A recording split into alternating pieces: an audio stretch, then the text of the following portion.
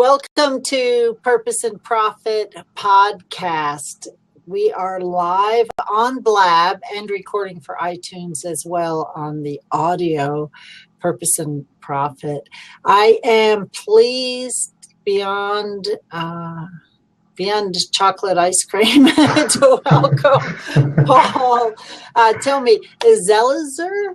You got it. You got it right, Michelle. Zelizer. He is the founder of Wisdompreneurs, doing big things. The Facebook group alone is almost to 10,000 people. And so he's really hit a nerve. Welcome to the show. I can't wait to talk about what you're up to. Oh, thanks, Michelle. Really enjoy. And we got to have dinner. It wasn't too long ago. So this is our second meaningful conversation and kind of sort of in person, at least face to face in one way, right? Yeah, and we actually did get to meet face to face, which is so cool because that doesn't always happen. It does, and it makes it such a different experience. Then you get on something like Blab and it's like, oh, we broke bread together. It has a different feel. So it's nice to see you again. Thank you for having me. Yeah, thank you. So we're going to dive deep on some things. It's not going to be boring. I saw you posted on Facebook. Oh no, everything I do is really boring. It's definitely going to be boring, Michelle. Don't let's not lie to people. We're going to do really boring business stuff. We'll talk about financial analysis or something. Okay, not. So tell me, Wisdompreneurs, how did that thought even pop into your head? Yeah, so it's a long story, but the short version of it is I was blessed. A very dear friend of mine launched what's now become one of the leading wisdom and technology brands in the world called Wisdom 2.0. His name is Soren Gorthammer. Mm-hmm. The conference has grown from about 200 people 8 years ago, and it'll be 3,500 people, 3,600 people in February. It'll sell out. There's just no more room after 3,500 people. And we're both going. No, we're both going. A whole bunch of Wisdompreneurs are going. We lost count. We're up to 125 or 150. I don't know how many Wisdompreneurs will be there. Wonderful, wonderful, wonderful people will be there, such as yourself and myself. And so just supporting Soren and watching that ride, I get to help him come up with the brand, and eventually I became the director of social media for Wisdom 2.0.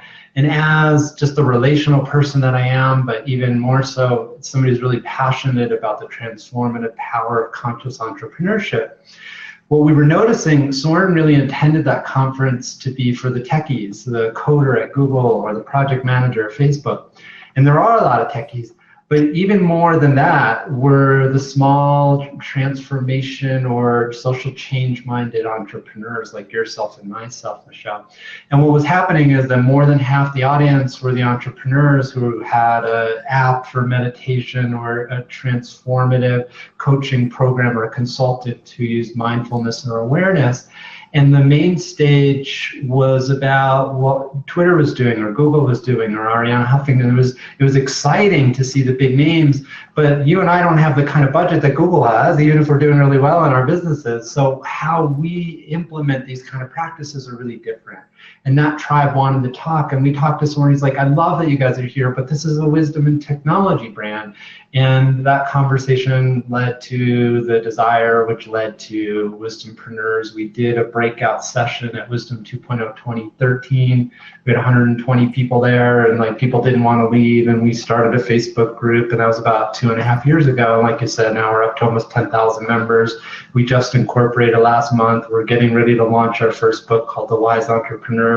We're doing our first conferences. It's really coming on strong, especially in 2016. You found yourself a leader of this huge movement. And I've heard you say in the group that you didn't really set out to be a leader, but you are. So how does that feel?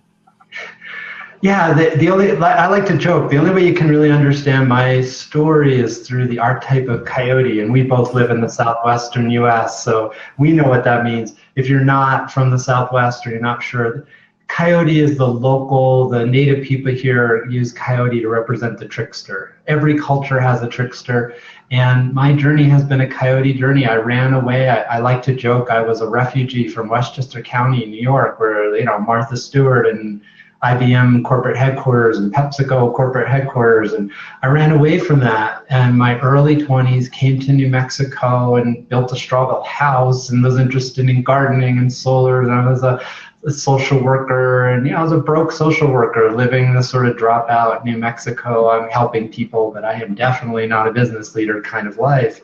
And a couple of things happened along the way, and divorce, and the agency that I was working for ran out of funding. And the universe basically said it's time to circle back around and look at your relationship to money and business. And that was in my late 30s.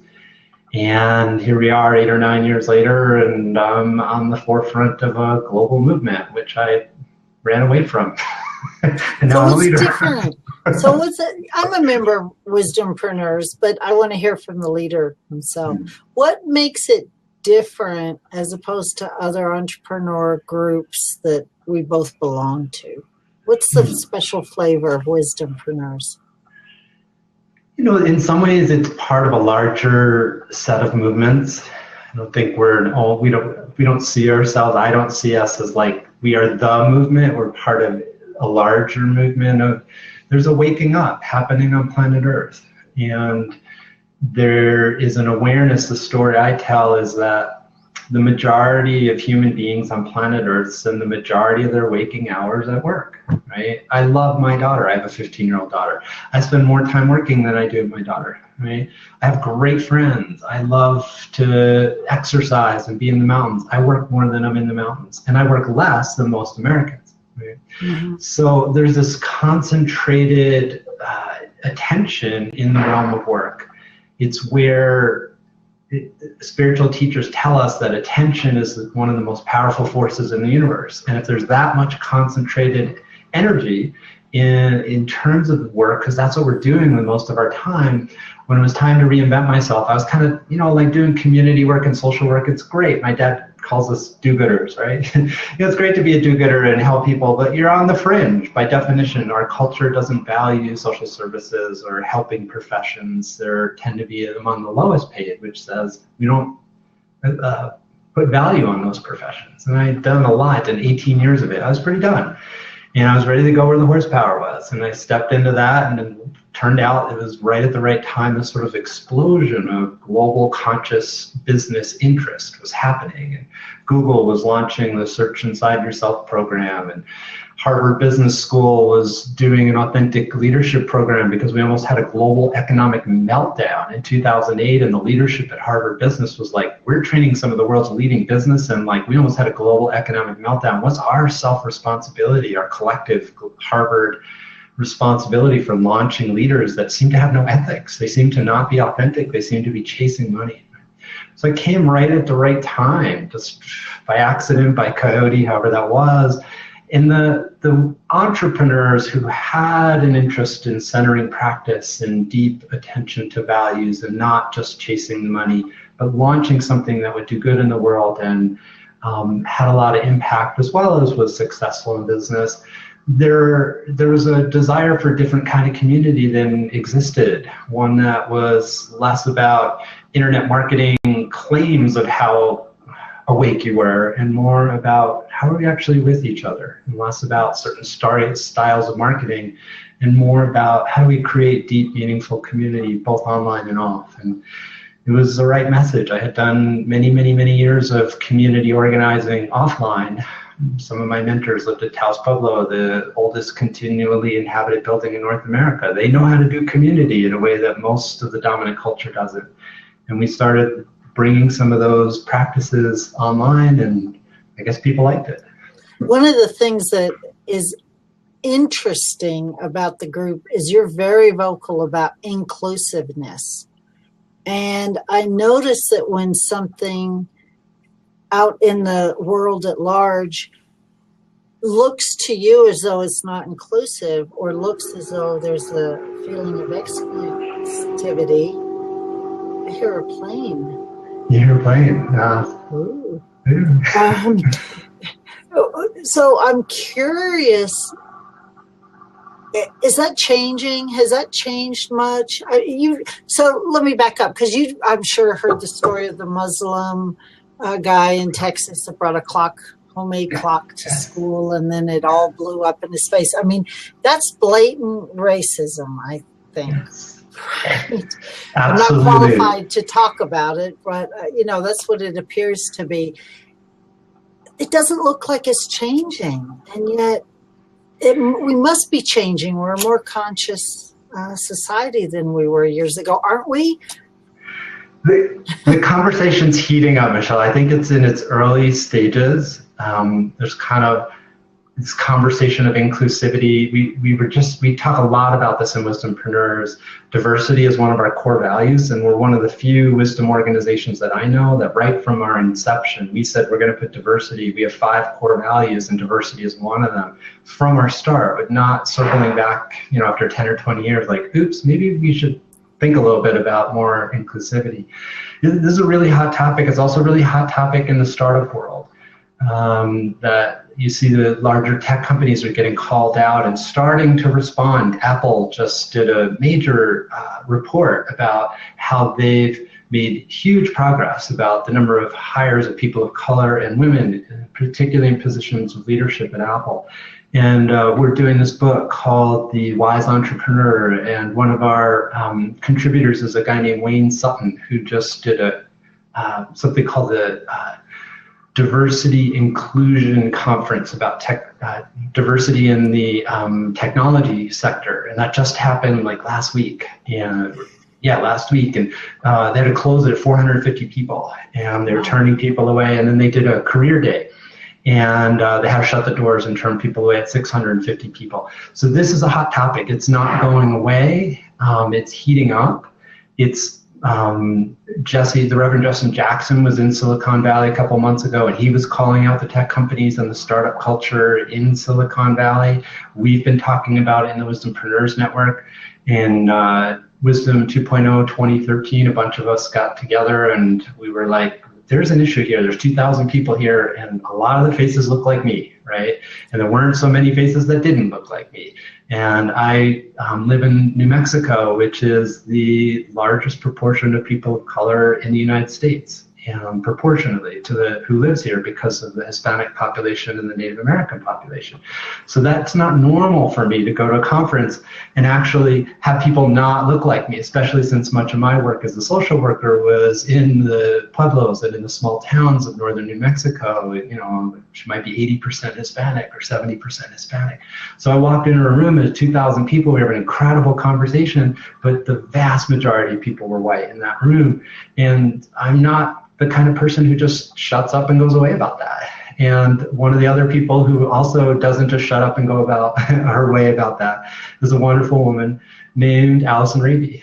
And her father was an activist who helped bring Martin Luther King from the South up until the northern cities. They lived in Chicago. And they became almost best friends. They became very close friends. So her family has a really strong history. Her mom is very active in the movement around Latino rights and in politics. So Allison and I both had deep wisdom roots, but we also had a really strong inclination that something needs to change, both in terms of inclusiveness, both in the wisdom sector and in the entrepreneurial sector. And in talking with Allison and getting to know her better and seeing that she's a really smart businesswoman, very, very deep wisdom practice, 30 years now, and had a strong, this is wrong to not have inclusivity in what is being represented as the wisdom tradition in America. And the two of us started talking, and I said, will you be the co-founder? We're launching this thing called Wisdompreneurs. Wow. It literally was a huge part of who Allison is and why I selected her. We've hardwired this into our organization from day one. The world seems to me to be getting more polarized and separate, not more together. It's definitely it's a powerful issue, isn't it, Michelle? It is, and I guess you seem very hopeful about it, and I see a lot of divisiveness. The way I look at it, Michelle, this is the most poignant time in human history. There is never, as far as I can tell, and I've tried to read a lot and talk to people about history, there's never been a more poignant moment in human history in terms of how are we going to continue to live on this planet? And I see that as an incredible opportunity when old ways are not working anymore. We can't pretend. It's like people are like seeing we literally cannot keep living how we've been living. And I find that incredibly helpful because the numbers of humans who are saying that to each other in different ways. Is it environmentally? Is it socially? Is it economically? There's lots of different ways. But the conversations on planet Earth that people are saying the way we're living isn't going to work for the long haul. What kind of planet are we going to leave our children or our grandchildren? That conversation isn't going away, despite many, many, many people's attempt to try to make it go away. So to me, there's never been a more poignant moment than to be alive and to be somebody who cares deeply about values and sustainability and what kind of world we're passing on to our children. And because the old ways don't work anymore. They can't just say, yesterday, a gentleman who runs an incubator was, I was engaging with him about the possibility of partnering with Wisdompreneurs, and he said, emotional intelligence, that stuff's too woo-woo, right? And I could look them in the eye and I could say, we have data that this kind of human-to-human relating is some of the single best uses. The ROI on emotional intelligence is higher than just about anything out there. And that Google knows that. Harvard knows that. If you know more about business than Google, great. You run a little incubator, dude, right? Ford Motor Company is it, LinkedIn, Ariana Huffington, the New York Times, these kinds of conversations that things need to change or things are going to fall apart in a profound way, that's happening all over the place. And for somebody who has it, like I'm wired that I can't not pay attention to this stuff. I just can't. So yes, we're going through some bumpy times and I don't see that changing like with a wave of a magic wand, but it's also the time that people who are caring about inclusivity and human-to-human relating and purpose and meaning and living in alignment with our deepest values, there has never been a better time to be a human being who cares about these things, because people are nervous and seeing the old ways aren't working. And if we can come forth with conviction, like you can actually run a business on emotional intelligence, right? Right, and that's where I want to go. Exactly. It's where, what a nice segue, Paul, because this show is called Purpose of Profit, and I think you've really got the purpose thing grounded and in you with your group of wisdompreneurs, with how you're presenting in the world, with your own values. But the question that comes up for so many people is, how do I take these passionate ideas and actually make money? And that's where a lot of people really fall down. I know you've got a book. How are you monetizing? Can we use that word? But how are you monetizing? Oh, I love that word. You can totally use that word for me. We're going into the boring. No, this is not the boring part. This is the really important part. And it's also the place where we can actually give back and help causes we're passionate about if we're not worried about paying our own light bill or feeding our children. Absolutely. Right? So how are you monetizing your purpose? We're really blessed in terms of Wisdompreneurs. Allison and I both have our own businesses, so we're a bootstrapped startup if you want to understand the finances of it. In other words, I have a marketing consulting business at paulzelizer.com that does really well. I get $500 a session, and I have 3 groups that are full all the time. So that more than pays the bills, and I'm actually using money from my consulting business to help fund the startup. But that's how we're going to get. How do you pay for a book? To get 2,000 or 3,000 copies of a book, it takes $15,000, $20,000 to get it to market by the time you do cover design and print the books and fulfillment and all that stuff, right? And Allison, the same thing. She does executive search in the Bay Area and does retained executive search she's worked with Google and Twitter and Amazon Kindle, like really high level stuff. So we're both blessed. We've really done our homework as entrepreneurs individually, and we can take our time to grow Wisdompreneurs. We've spent 2.5 years not making a dime, actually putting money from our own businesses into Wisdompreneurs. And then now that we just incorporated last month, so we didn't even have a bank account, right? Now we can have a bank account. And but the things like the book, the idea is books don't make a ton of money in most cases these days, as you know. I'm telling you about people may not know Michelle, but she's very much in the publishing industry. She Right. Does a lot of work with authors, so you know that, right? Right. But the book is how people start to find out about what you do. And a brand like Wisdompreneurs, our business strategy, our monetization strategy will be consulting, will be trainings. We're doing our first large-scale training in partnership with Wisdom 2.0 the day before the conference starts. So February 20th, we're doing a day-long intensive, and we'll have hundreds of people there. We can market it to the Wisdom 2.0 tribe, our tribe, and everybody who can't get into Wisdom 2.0 because it sells out months in advance. So thousands of people is our pool to market to, and that'll be our first major monetized thing, and we have been told to get a venue for at least 300 people. So, you make decent money if you have 300 people at a conference. Absolutely, and that's well done.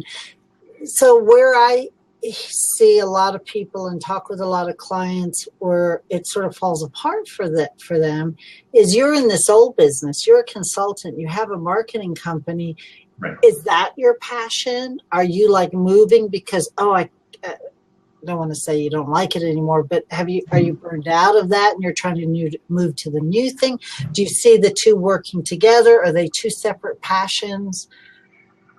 Yeah, for right now, paulzelizer.com has been just an incredible gift, and I am a marketing consultant for spiritual entrepreneurs. So I adore the people I work with, and they're doing incredibly deep work. So I'm really, really grateful to be in a position where I don't have to change. I'm not burnt out. I don't go to work I love getting out of bed. I love who I work with, and we do incredibly deep work. I have a feeling, I have to just throw this in, because I have a feeling almost no matter what you did in your life, you would bring that internal passion to it. I'm a pretty passionate guy, totally. Yeah. I'm not just a sit here and be on the cushion and chill out I used to be a football player in high school. I've been in the gym for 30 years. I'm a pretty energetic person, and I give my all to whatever I come to.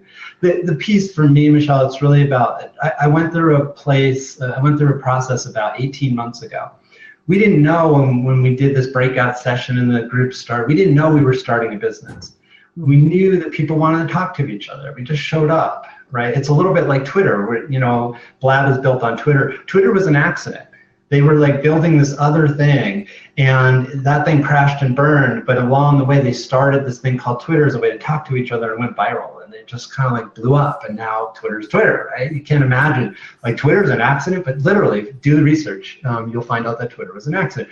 Wisdompreneurs, it wasn't quite an accident. We knew people wanted to talk to each other, but we didn't know where it was going. It was just all right, these humans want to talk to each other, not just a little bit. They were just frothing at the mouth to stay in contact. You will not leave this room until we figure out how we are going to stay in touch. It was that intense, right?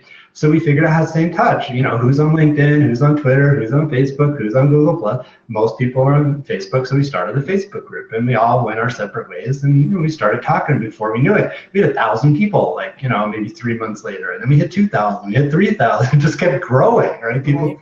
But we weren't we're going to start this consulting and training company and have a publishing arm.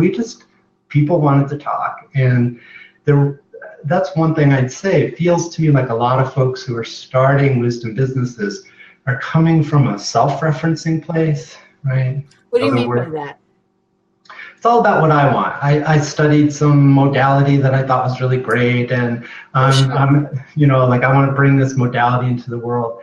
One of the things that, I've been blessed with is really good teachers who say, listen deeply to ways of being of service. And Wisdompreneurs has been a service-based business from the beginning.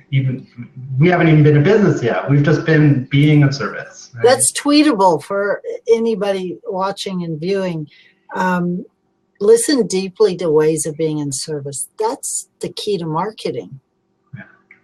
Right? How can you really serve your customers? Listen to your clients, listen to your prospects. There's so much wisdom just in that one piece. Thank you. Yeah, when Soren and I were like, when things were taking off for me personally, 2000, I was an early adapter of social media. And my friend Soren, who started Wisdom 2.0, the two of us lived across a horse pasture from each other, right? Way before there was a Wisdom 2.0 on the front cover of the Yoga Journal and the Wall Street Journal and all that craziness, right? We were just two guys who were trying to reinvent themselves. I was a broke social worker and he did community work. He ran a nonprofit for incarcerated teens that taught yoga and meditation, right? He didn't even have a college degree. I was like this broke social worker and we needed to reinvent ourselves. And social media was just sort of coming onto the radar. We got onto Twitter in 2008. Before we knew it, we were at Zappos talking to Tony Hsieh on the day that Zappos was $1 billion a year company. They were literally handing out T-shirts saying to all their employees, saying, "Thank you for making us $1 billion a year company." And we had talked to Tony on Twitter. We met on Twitter. We showed up. We were really interested, each of us in our own way, about technologies and community building and conscious business and mindfulness practices.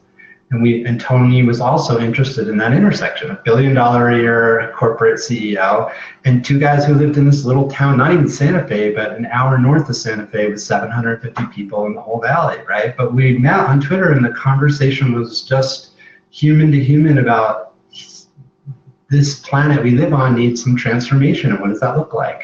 And before we know it, we're hanging out at Zappos talking about conscious business and the transformational use of social media. And one of the things Tony was so passionate about, he kept saying, you got to be in service to something larger than yourself. And that sunk into me in a very deep way. I'm writing that down. Thank you. This is really good for radio when there's a big pause because I'm writing. Excuse me. Oh, thank you so much. Such words of wisdom. We're basically out of time because this is going up on the podcast, and I really loved having you here. So thank you so much. It's been an honor, Michelle. Thanks for what you're doing, and great to hang out with you again. I look forward to seeing you in February. Yeah, absolutely. Tell our listeners the best way to reach you and find out more about what's going on in your world. Two website, wisdompreneurs.com, first part of the word wisdom, and then entrepreneurs, the second part of the word entrepreneurs, wisdompreneurs.com. Or my own personal website is paulzelizer.com. The last name is Zelizer. Thank you so much, Paul. Thank you for joining me on Purpose and Profit, and we'll be back again next time. Appreciate it, Michelle. You take